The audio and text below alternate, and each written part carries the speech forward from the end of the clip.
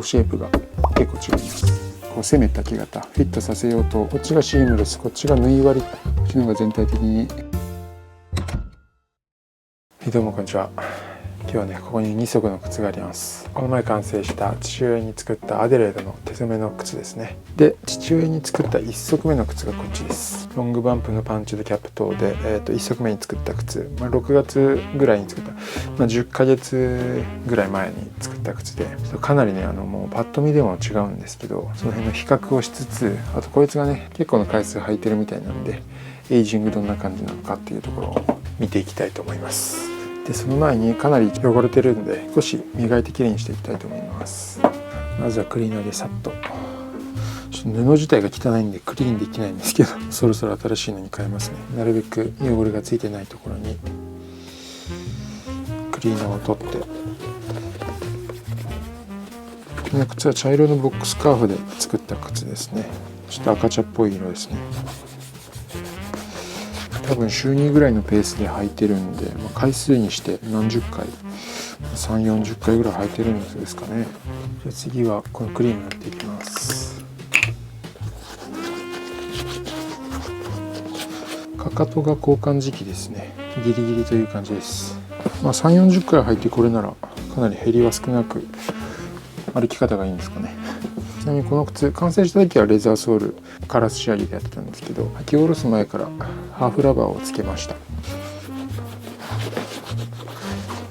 革の状態の感触としてはすごいね、柔らかいですね。完成した時よりだいぶ柔らかくなってます。で、それが基本的にはいいんですけど、この辺とかねすごい柔らかくていいんですけど、ちょっとあんまり柔らかくなってほしくないところまで柔らかくなってるんですよ。こういうかかとの芯のあたりとか手つり取ると分かるんですけど、結構ね柔らかいんですよね。本当はもうちょっと硬く作っておきたいところなんですけど、この辺全体にわたってかなり柔らかい。これはですね、僕の問題ですね。作りと材料の問題でして、ちょっと芯があまり硬くないやつを使ったっていうところと、このね、最近はもう絶対入れてるんですけど、ここにアッパーの中にクォーターライニング、羽回りの補強剤、これをねこの時まだ入れてなかったんですよね。ということでちょっとね柔らかさがちょっと柔らかすぎるかなという感じがしますね。この辺のバンプあたりのこの柔らかさ、すごい柔らかいんですけど、これはこれでいいのかなと思います。で、ソールもかなり柔らかいやつ使ってるんですごい曲がります。これだけ屈曲するんですけど、その割にはそこまで型崩れしてるわけではなく、シワもねめちゃめちゃ深く入ってるというわけでもないんで、その辺はいいのかな。ブラッシングをかなり輝いてくれると思います。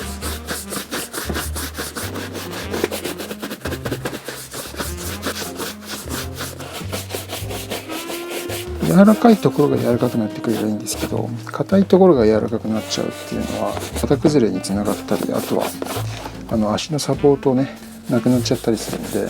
この靴を作った後ぐらいからかなり靴をね硬めにしっかり作るっていうのを意識しましたね。それも作る靴によって少し変えたりしてるんですけど、基本的にこういうビジネスシューズみたいなカチッとした革靴は結構このかかとの芯を長めに踏まずを支えるように入れて、外側もですね、でサイドライニングも大きめに入れて、つま先もしっかり入れて、クォーターライニングも入れてという感じで、かなりしっかりね補強剤を入れつつ作ってますね。では少しワックスかけていきます。ちょっと前かけたワックスが結構残ってるんで、それをあえて取らずにこのまんまね少し上塗りして輝きを戻したいと思います。この靴は釣り込みが思うようにいかなくて、予定よりこのキャップ部分、この前のこの部分がすごいね大きくなっちゃったんですよ。大きくなっちゃったっていうのは、こう型紙で想定したよりもこの全体のラインがこう上に上がってきちゃって、だから履き口がね狭かったんですよ。型紙の作る力がちょっと不足してたっていうことと、あと釣り込みの力が不足してたっていうところですね。なのでこのかなりキャップが大きくなったことで、なんとなくフランスの靴っぽいイメージになったんですよね。そんなに別に不自然っていうことでもないからいいかとは思ったんですけど、やっぱり今見るとキャップでかいですね。これがかなり大きくなっちゃってますね。なのでこのキャップにもシワが入ってますね。この部分シワ入ってますね。多分ね芯がねこの辺までしか入ってないんですよ。でキャップの大きさと芯の大きさで大体合わせるんですけど、芯の大きさがここまでに対してキャップの大きさがここまであるんで、その分ここのキャップにシワが入ってますね。履き口がその分狭くなっちゃったんですけど、履く分にはそんなに問題はなくね、大丈夫なようですね。このくるぶしが当たるっていうことでちょっとこの辺をグー押して柔らかくしたんですけど、それ以外はそんなに問題なく履き心地は結構いいみたいで、それは本当に良かったなと思うんですけどね。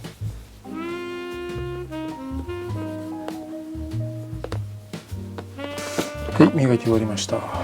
綺麗になってくれましたね。じゃあここから2足目との比較をしていきたいと思います。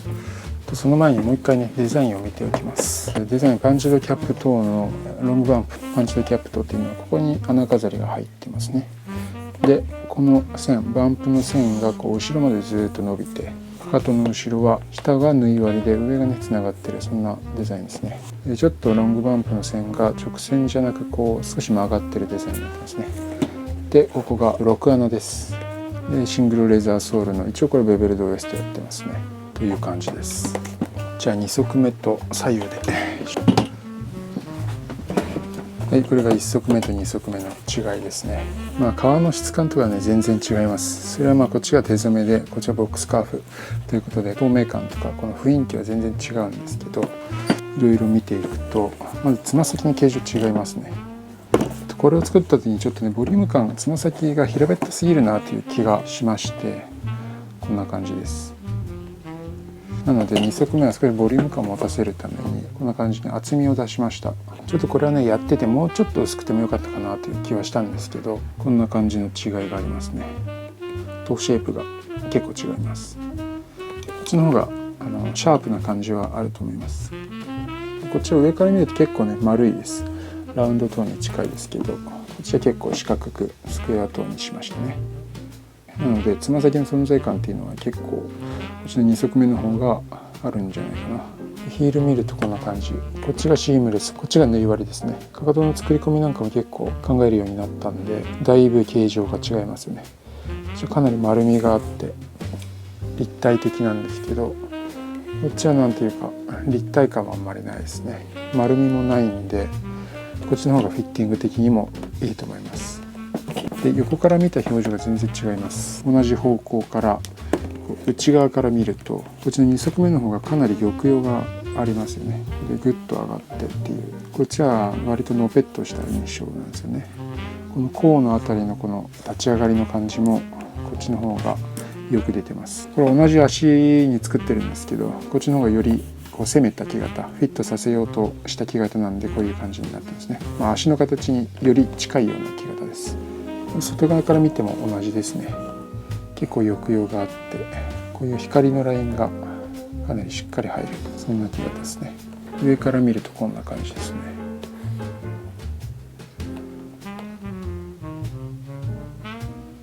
木型の印象はそんな感じで、ディティール見るとこのコバの感じとかだいぶ違いますね。こっちの出し縫い SPI10 番です。こっちが12番です。より細かく縫いましたね。でその細かさっていうところもそうなんですけど、このコバの仕上がりがかなり均一で、出し目が全然見えなくて目付けがしっかり入ってる感じなのが2足目で、結構コバがなんかよくわかんないですね。目付けの感じもちょっといまいちわからない感じが。でコバのエッジも履いてちょっと緩んでるっていうのもあるんですけど、ちょっともっさりした感じがあると思います。こんな違いがありますね。ウエスト部分、ベベルドウエストの形状を見ると結構シャープです。でちょっとね最近このベベルドウエスト四角めに作ってるんでこういう印象なんですけど、1足目の場合は丸め、かなり丸めプラスあんまりシャープじゃないですね。ベベルドウエストってちょっとソール周りをエレガントに見せるものなんですけど、これだとあんまりなんかエレガントな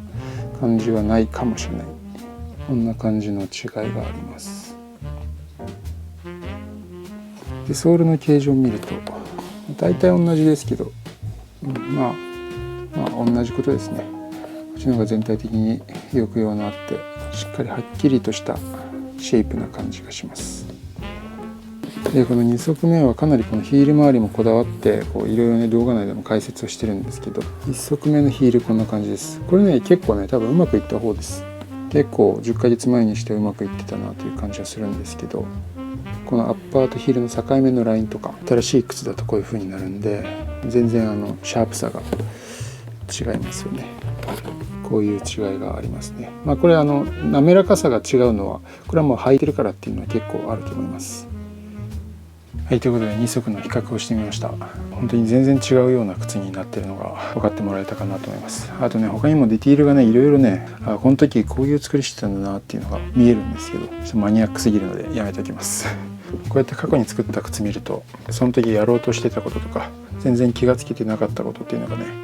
見えるんで面白いんですよね。逆にちょっと目を覆いたくなるというか、これじゃダメだよってね思うところも結構あるんですけど、10ヶ月でここまで来れるということは、今後10ヶ月どんな靴が作れるようになるのか楽しみです。この靴もすごい履いてるようで、2日とか連続履いちゃダメだよって言ってんのに3日とかで履いちゃってたりするんで、この新しい靴をローテーションに加えて、この靴の出番が少し減ってくれて、この靴の負担がね少し軽減されるんじゃないかな。この2足とあと他の靴でローテーションしてもらいたいですね。ちょっといつになるか分かんないですけど、また黒い靴を作ってやろうかなと思ってます。作ってやろうかなっていうか、僕は作りたいだけなんですけどそんな感じで、